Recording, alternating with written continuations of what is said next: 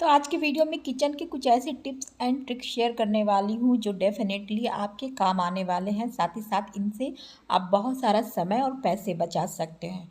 तो चलिए स्टार्ट करते हैं आज की वीडियो। तो सबसे पहला जो हैक है वो है इस तरह का एक मैट, जिसको मैंने पुरानी तौलिए से बनाया है और थोड़े से छोटे छोटे कपड़े मिलाकर मैंने बनाया है। आपको इतना करने की ज़रूरत नहीं है, आप सिर्फ एक तौलिया का भी यूज़ यहाँ पे कर सकते हैं। पुराना टॉवेल है तो उसका यूज़ कर लीजिए। इसका काम ये है कि किचन में जब भी हम आटा गूंथते हैं तो काउंटर पे बहुत ज़्यादा आटे वाला बर्तन जो है स्लिप करता है। इस तरह का अगर एक आप बना लेंगे ना तो बहुत आराम से वो जो स्लिप नहीं करेगा, आराम से आप गूंथ पाएंगे। इसके अलावा जब रोटियां बेलते हैं तो भी चकला हमारा इधर उधर मूव करता है, इसकी वजह से चकला एक जगह रहेगा और आप आराम से रोटियां गूंथ पाएंगे। तो ये बहुत अच्छा ऑप्शन है घर में बनाने का। नेक्स्ट जो टिप है इस तरह के पैकेट्स के ऊपर है। मसाले के जो पैकेट हम ले आते हैं बस उनको कटिंग करते हैं और रिफ़िल कर देते हैं मसाले के डब्बों में। एक चीज़ करना हम भूल जाते हैं कि इनके जो बॉक्स होते हैं ना, इनको हम फेंक देते हैं। इसी पर इनकी एक्सपायरी डेट होती है कि कब तक हमें यूज़ करना है, वो चीज़ हम भूल जाते हैं। एक छोटी सी टिप है, यहाँ से एक्सपायरी डेट बॉक्स पर से आप कट कर लीजिए, ऐसे ये निकाल लीजिए। और या तो आप अगर सही लगे आपको तो ऐसे ही इसमें रख दीजिए। कभी कभी मैं ऐसे ही इसमें रख देती हूँ और मसाले को यूज़ कर लेती हूँ।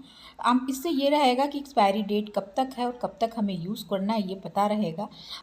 इसके अलावा इनको कटिंग करने के बाद एक और ऑप्शन है जिसका यूज़ आप कर सकते हैं। इन जो कटिंग्स है उनको आप इस तरह की कैप पर ट्रांसपेरेंट जो टेप होता है उसकी हेल्प से आप चिपका सकते हैं। तो बहुत आराम से कैप के अंदर की साइड में इसको ऐसे चिपका दीजिए और 2-3 बार टेप लगा दीजिएगा तो अच्छे से ये चिपक भी जाएगा। साथ ही साथ अगर आप वॉश करते हैं इसको तो ये गीला होकर ख़राब नहीं होगा। आपको जब भी डब्बा खोलेंगे आपको ये दिखेगा और आपको पता चलेगा कि एक्सपायरी डेट कब तक है, कब तक इसको यूज़ करना है। और इससे क्या होगा कि ख़राब मसाले आपको खाने में नहीं मिलेंगे। कभी कभी घर के छोटे मोटे काम को खुद से निपटाने की हम लोग कोशिश करते हैं, उसमें इस तरह का वायर का भी कभी कभी यूज़ होता है जिसको हमें छिलना पड़ता है, ऊपर से इसकी स्किन को निकालना पड़ता है। तो ऐसा टूल तो हम लोगों के पास, सबके पास नहीं होता है। तो एक छोटा सा तरीका बता रही हूँ जिसको आप फॉलो करेंगे तो ये बहुत आराम से हो जाएगा। नेल कटर लिया है मैंने और नेल कटर को इस तरह से अंदर वायर को इन कर देना है और हल्का सा, बहुत ज़्यादा नहीं जोर लगाना है, हल्का सा ऐसे घुमा घुमा के पूरा गोलाई में हल्का हल्का कट लगाना है। स्किन के ऊपर कट लगाना है, ध्यान देना है, बहुत तेज़ कट नहीं लगाना है, हल्का हल्का कट ऐसे लगाएंगे। ये देखिए हल्का हल्का कट यहाँ पे लगा हुआ है। तो यहाँ थोड़ा पास से मैं दिखा रही हूँ कि इस तरह से गोलाई में मैंने कट लगाया है। उसके बाद से ऊपर से थोड़ा सा ऐसे पकड़ेंगे इसको और ऐसे खींचेंगे। ये देखिए थोड़ा खींच के मैं दिखा रही हूँ और पूरा मैंने इसको निकाल दिया स्किन को। तो इस तरह से पूरा एक वायर आपको जैसे चाहिए होता है ना वैसे मिल जाता है। किसी ट्यूल की ज़रूरत नहीं है, आप नेल कटर का यूज़ करके इस तरह से आप वायर को अलग कर सकते हैं। सभी के पास इस तरह की धागे की रील होती है और छोटा मोटा काम करने के लिए हम इस तरह की रील रखते हैं। प्रॉब्लम तब आती है जब ये आपस में फंस के इनके धागे एक दूसरे में फंसते हैं और फिर जब हमें किसी एक पर्टिकुलर धागे की ज़रूरत होती है तो हमें उसमें टाइम देना पड़ता है, साथ ही साथ बहुत सारा धागा वेस्ट होता है। एक छोटी सी टिप है, यहाँ पे ऊपर की तरफ चाकू लेंगे, ऐसे कट लगाएंगे। ये देखिए ऐसे कट लगाइएगा ऊपर की तरफ, धागा बचाते हुए कट लगाना है, ऊपर की तरफ कट लगे। उसके बाद से रील को ऐसे, जब भी काम ख़त्म हो आप रील को ऐसे मोड़िए पूरा और ऊपर की तरफ लाके इस रील में जहाँ पे कट लगा हुआ है वहाँ पे धागे के छोर को फंसा देंगे हम ऐसे। आप किसी भी डब्बे में धागा रखेंगे एक दूसरे में ये मिलेगा नहीं। और जब भी आपको काम करना हो आप आराम से ऐसे खोलिए, यहाँ से ऊपर से ऐसे निकालिए और अपना काम कर लीजिए।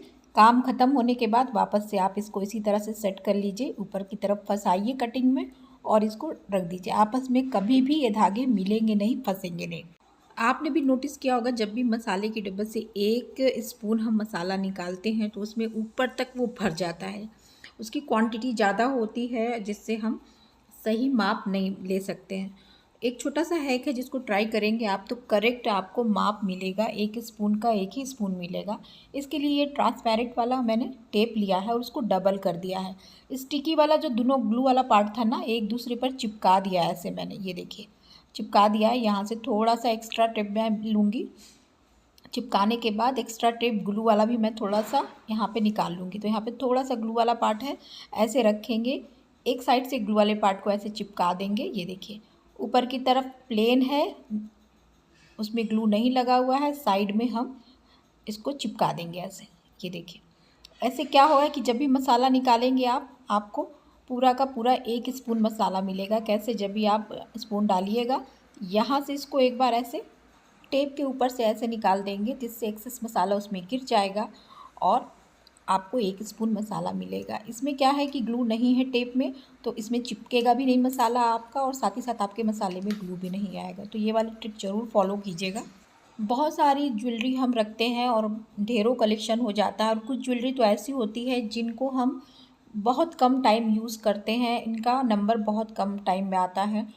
इनको कैसे मेंटेन रखा जाए, इनकी चमक कैसे बनाए रखा जाए, यहाँ एक छोटी सी टिप दे रही हूँ। एक सादा पेपर लिया है जिस पे ज्वेलरी का नाम मैंने लिखा है, तो इस तरह से अलग अलग पेपर में इनको आप रखेंगे तो ज्वेलरी ख़राब नहीं होगी। साथ ही साथ आपने कई बार देखा होगा कि पसीने की वजह से भी ज्वेलरी का कलर जो है चला जाता है, ख़राब हो जाता है। तो इसके लिए यहाँ पे पाउडर का यूज़ कीजिए और पाउडर को इस तरह से इसमें छिड़क दीजिए, थोड़ा सा मिक्स कर दीजिए और उसके बाद से पेपर को ऐसे ही फोल्ड करके हमें रखना है। जो ज्वेलरी आप पहनते नहीं हैं उसको इस तरह से रखेंगे तो सालों साल उसकी चमक बनी रहेगी, उसमें कालापन नहीं आएगा। साथ ही उस पर नाम लिखिएगा तो आपको ज्वेलरी को निकालने में, फाइंड करने में टाइम नहीं लगेगा। फटाफट आप उस कागज़ को निकालिए, उसमें से ज्वेलरी निकालिए और जब यूज़ कर लें आप तो वापस से उसी में रख दें। तो बहुत ही सिंपल तरीका है रखने का। नेक्स्ट जो टिप है इस तरह के छोटे छोटे दही वाले कंटेनर के ऊपर है। आपके घर में भी इस तरह के कंटेनर आते हैं और आप उनको फेंक देते हैं तो आप अपना ढेरों नुकसान करते हैं। इन कंटेनर का कैसे यूज़ करना है, चलिए मैं आपको एक नया तरीका बताती हूँ। इन कंटेनर को मैंने अच्छे से धूप में सुखा लिया था धोने के बाद, और उसके बाद से सूखे कपड़े से इनको अच्छे से क्लीन कर लिया था। अब मैं इस रखने जा रही हूँ इस तरह के पूरे अपने किचन के मसाले। तो अगर आपके किचन में भी मसालादानी नहीं है तो आप इन छोटे छोटे दही के कंटेनर को फेंकने की बजाय इस तरह का इसको यूज़ कर सकते हैं। आप छोटे छोटे कंटेनर को इकट्ठा करके इनमें अलग अलग मसालों को ऐसे सेट कर सकते हैं और इनका यूज़ किचन में ला सकते हैं। कम जगह है, बड़े बड़े डब्बे नहीं रखना चाहते तो ये छोटे छोटे बॉक्सेस को भी आप यूज़ कर सकते हैं। इनको रखने के बाद इसको एक कंटेनर ऐसा ले लीजिए। मैंने ये एक कंटेनर रखा है जो आटे का था, तो अब यूज़ नहीं करती हूँ मैं, ये लीड वाला है। तो लीड वाला कोई भी एक कंटेनर ले लीजिए और इन मसालों के जो कटोरियाँ हैं उनको ऐसे सेट कर लीजिए। मैंने ऐसे सेट कर लिया है, ये कम भी जगह लेंगे और इनको अच्छे से बंद कर लीजिए। तो इस तरह से आप इन छोटे छोटे कटोरियों को फेंकने की बजाय अपने किचन में यूज़ कर सकते हैं।